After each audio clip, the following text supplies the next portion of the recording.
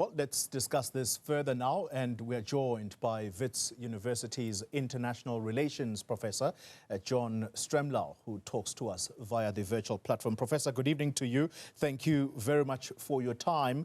Let's just get the correct name of this bill. It is known as the U.S.-South Africa Bilateral Relations Review of 2025. It is still in its infancy. How worried should South African authorities be about it possibly becoming law?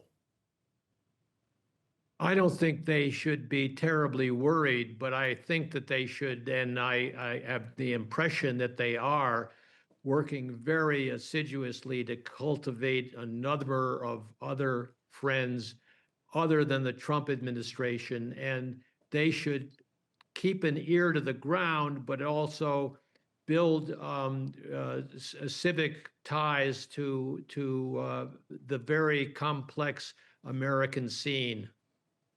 All right, so they shouldn't be all that worried. Is that based on a previous bill like this one, much similar to this one, that didn't make it through past Congress? That's correct, and I deprecated that bill, and which was sponsored by Ronnie Jackson of Texas as well.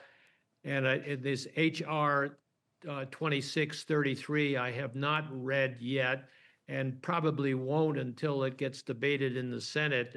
If it ever gets there, it's got to pass the House first of all, and the Democrats will all vote against it. And there was bipartisan support for assistance to South Africa and an embrace of the transition here after supporting the apartheid regime for Cold War reasons, but I thought it was immoral back then. And I think this is a reassertion of white nationalists, and I cite only the executive action that your viewers ought to read. It's only 506 words, and it's available on the web. And it's the egregious policies of South Africa with two policy frameworks. One is an ignorant condemnation of South Africa for DEI, diversity, equity, and inclusion, not realizing that it's fundamental to the Constitution of this country, the 1996 Constitution. And then it was condemning the Land Act without ever betraying any kind of knowledge, and climate change, which the scientists all agree is happening. But Trump denies that, as well as other realities. And so I would hold firm to building bridges to other countries that are friendly to South Africa. And that's, after the executive order of February 7th, within a week, they had the EU presidency down here in South Africa promising 94 billion rand for climate change and for vaccines to replace PEPFAR. Now, I haven't tracked whether or not that's been forthcoming, but it's symptomatic of the support that South Africa enjoys worldwide. We'll talk about the building of those bridges, as you use that expression. But before we get there, Ronnie Jackson, this is the person who is championing this bill. As we spoke about the previous one, that too was the one that was introduced by him. He is a Republican representative. How much do we know about him, and specifically his views in particular about South Africa?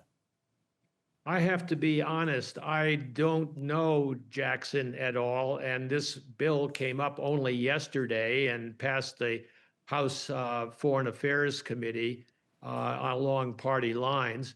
And I think back to the way the ANC worked the corridors, and it was obviously a party then. It was not a government, but it had such support from rank and file Americans, and there is a wellspring of goodwill toward South Africa in America. But Donald Trump is hell-bent on getting a mandate from the MAGA crowd for white nationalism, and inviting the Afrikaners when he's throwing out people of color, left, right, and center, to places far flung. It is just that he cannot stand a black country being a liberal democracy like South Africa is. It's an anathema to him, and he was critical of the so-called farm killings in 2018. And Cyril Ramaphosa then knew it to the presidency, said, "Butt out, buddy," and in so many words. And the visit that Cyril Ramaphosa and the other team made to the White House this year was, I thought, very, very well handled. And you've got the G20 looming, which I don't think Trump is going to attend, and I hope that Dirko is thinking about other options for the presidency of the G20, which would require support. But anyway, I've gone on too long. All right. Let's then conclude the conversation, Professor. You have said South Africa has to keep an ear to the ground in the United States. It's got to try and build bridges. How do they do that? Today, the ANC confirming to us that its special envoy to that country, Mcebisi Jonas, has indeed been rejected by the Trump administration. Well, that's outrageous, because he's a distinguished South African and with a lot of experience, and Jonas should have been approved, in my view, by the U.S. Trump administration.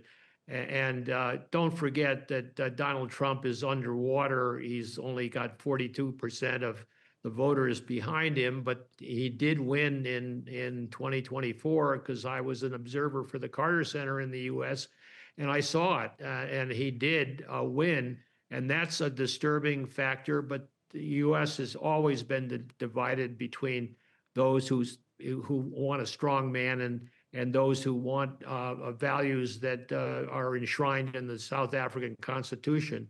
And I'm on that side of the Democrats in both countries.